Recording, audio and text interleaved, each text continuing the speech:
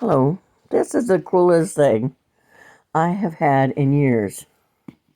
This is sort of the kind of thing my mom would have got for us, and I would have got for mom because mom had a wonderful witty side.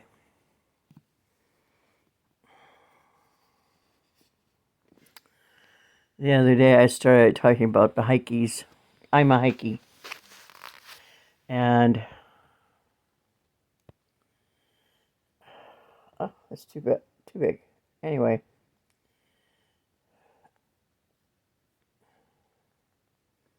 property in Wisconsin is pristine.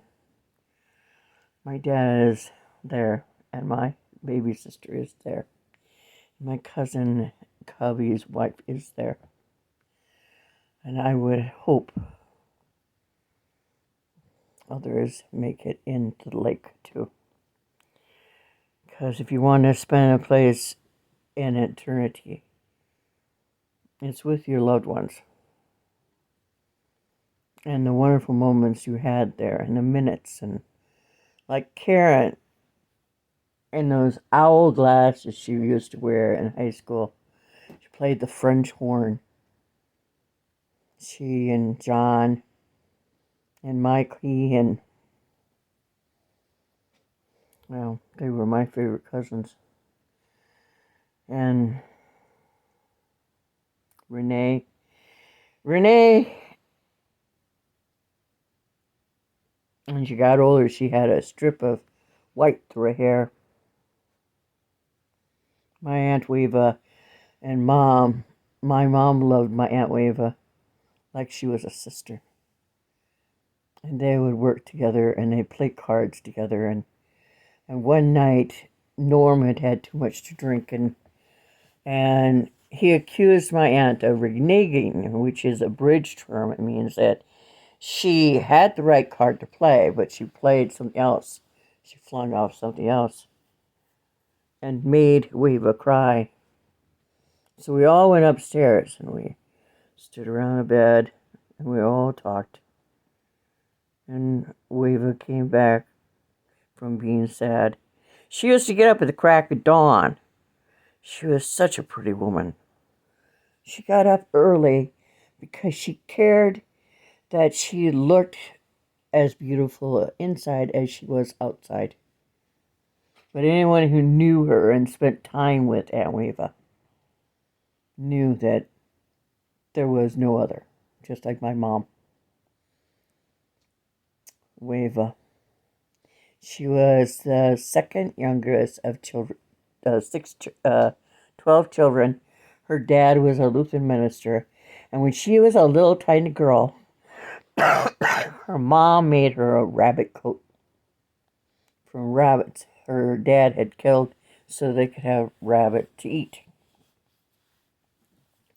Her aunt, her sister, and her husband, they made maple syrup.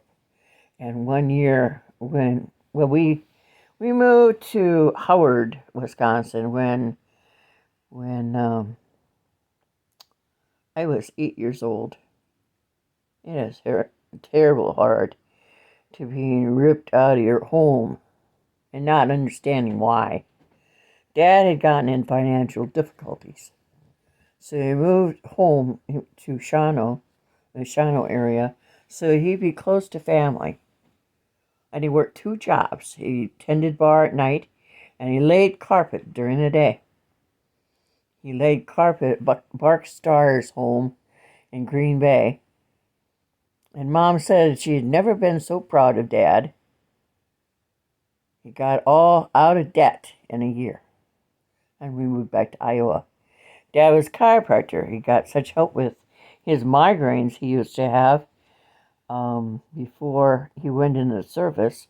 So when he got out, he used his VA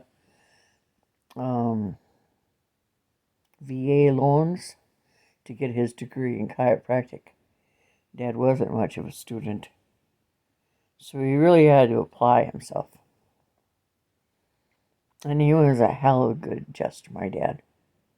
Wasn't much for a father sometimes. Tonight I lost my last gift from Dad.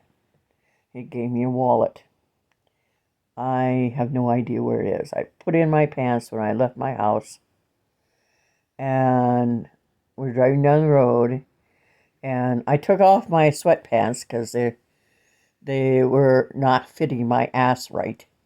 So I had shorts on underneath. And today was not the night to wear shorts. We went into Sam's Club. That's where the bear came from. And oh, it was cold in there. I was freezing because I'd like to be warm. I usually wear a sweatshirt. And this one lady had a long sleeve shirt on. She was just a kid. I said, I'd knock you down. I'd take that, but I don't think I'd get back up after I did. I said, you need to be comfortable when you shop. It's like comfort food to be warm while you shop. I said, I usually always wear a sweatshirt, but today I thought it would be much nicer. It was so cold in there. And then we ate at a lovely restaurant, and it was cold in there. I had 3 cups of tea. But it was a lovely day. I'm going to put that on. I have to go and turn off the lights. I left them on. I was storming back here to see if my wallet was back here, but it's not. It wasn't by the car. My friend Pete lives in the last trailer down the road. He walked over to see if it was on the ground, and it might have fallen in my back seat. But I think it must be in Penny's car. So it has my ID and very little else. But it has my ID, my bank card. I can cancel that. It makes life more difficult. But we have to do what we have to do, I guess. I have no idea where it would be. I felt in my front seat when I got home. I have lovely things in the front seat. I have a big thing of cocoa and ravioli and lasagna and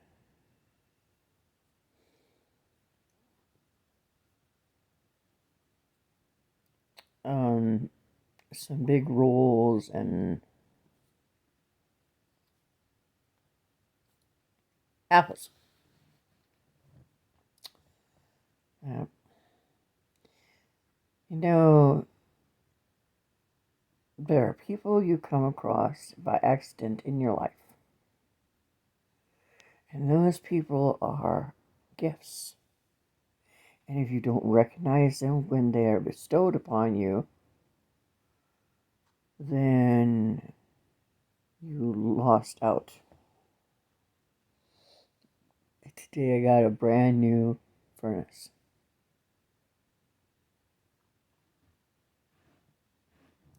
If I continue to add to my property, whether the banks think that people who live in mobile homes have nothing or not, I will have increased my equity.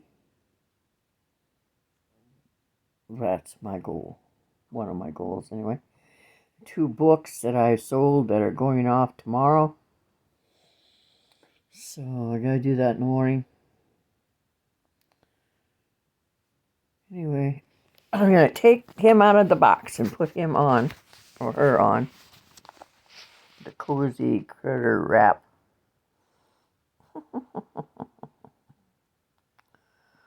Such an awesome thing. I can't wait to do a video with me in it. All right, tell you about my cousin Leanne before I go. Leanne, blonde hair.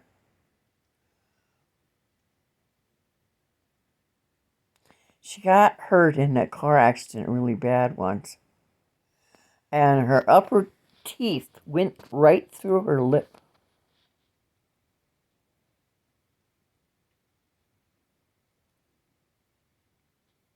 So pretty and so much heart. And if you had a sliver, she was the person to go to.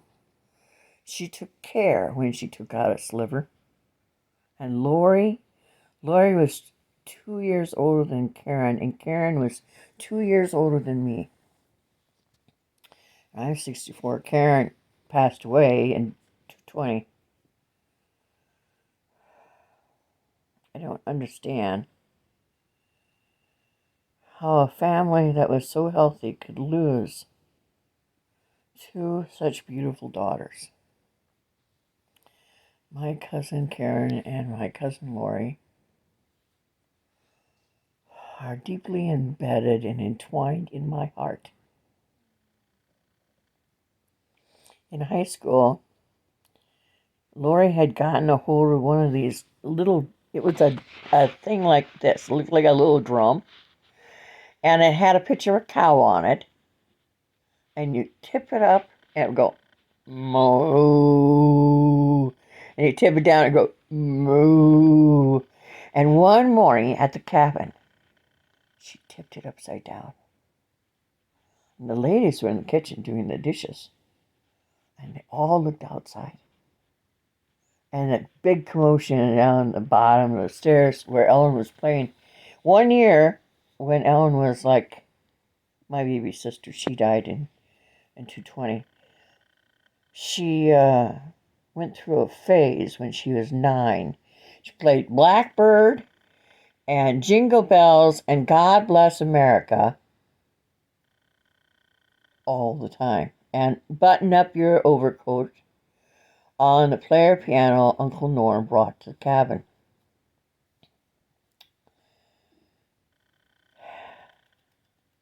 We all looked around for a cow. And then Lori comes down with that big old smile on her face. Sure hope James and his sibling have her smile. She could warm firewood from 25,000 miles away with her smile. She was vivacious. Now that's a heck of a writer's word, vivacious. She was.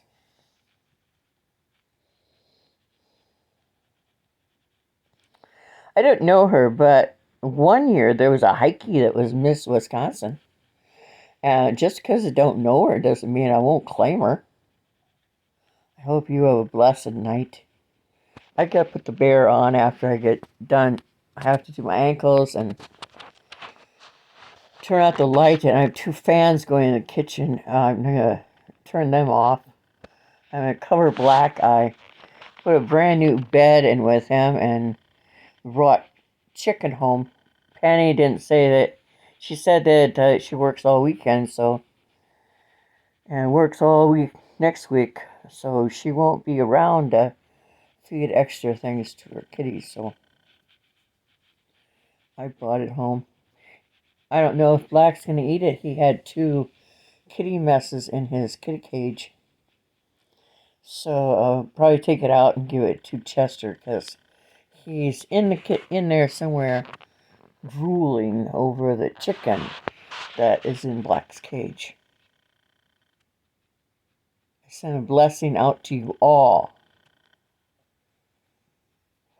from Val's Books, Val's Whitewolf Books in Quasqueton, Iowa. I use Whitewolf because in 1994 I was in the Black Hills of South Dakota.